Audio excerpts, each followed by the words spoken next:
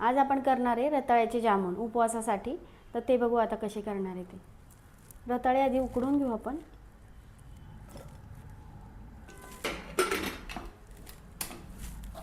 एक कप साखर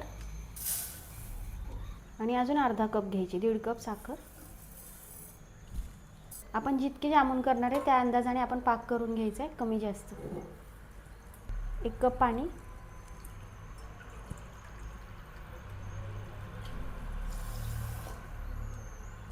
याचा पाक करून घेऊ. आता आपण 2-3 वेलची टाकून घेऊ.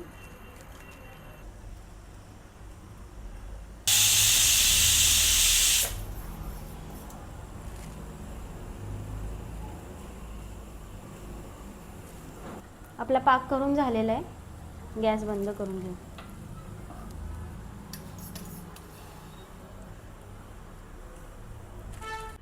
रताळे उकडून झालेत आपले, सोलून घेऊ.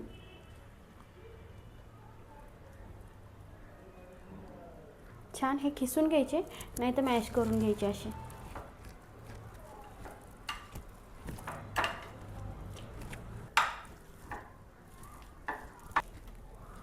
आता आपण याच्यात जेवढी लागेल तशी मिल्क पावडर घेणार आहे आणि सोडा वगैरे काही याच्यात टाकायचं नाही आहे. 1 चमचा तूप टाकणार आहे आपण. मिल्क पावडर टाकून घेते सुरुवातीला 2-3 चमचे.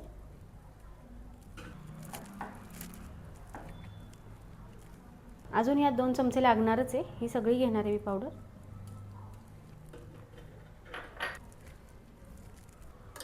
एक चमचा तूप घ्यायचं याच्यामध्ये.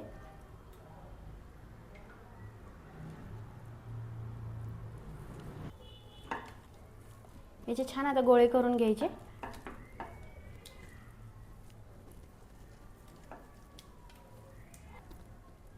तर याची पाहिजे त्या आकारात गोळे करून घ्यायचे, लहान मोठे.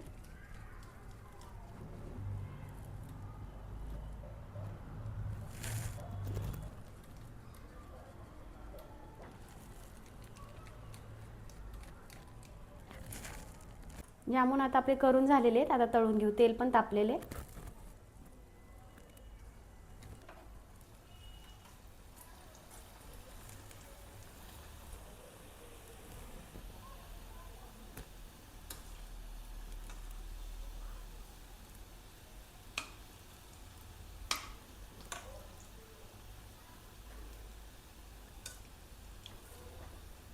आणि याला कलर येईपर्यंत परतून घ्यायचं. असं मस्त हे करत राहायचं.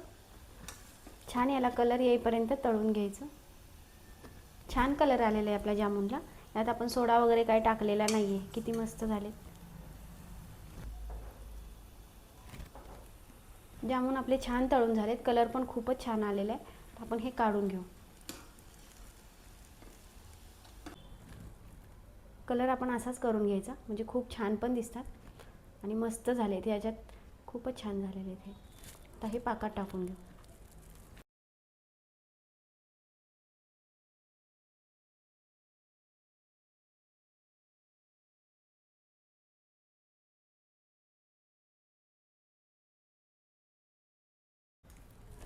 हे आपण दुसरी बॅच पण अशीच तळून घेऊ.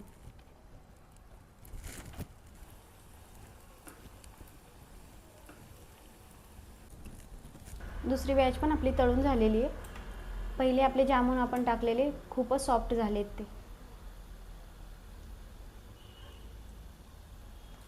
हे बघा मस्त झालेत अगदी.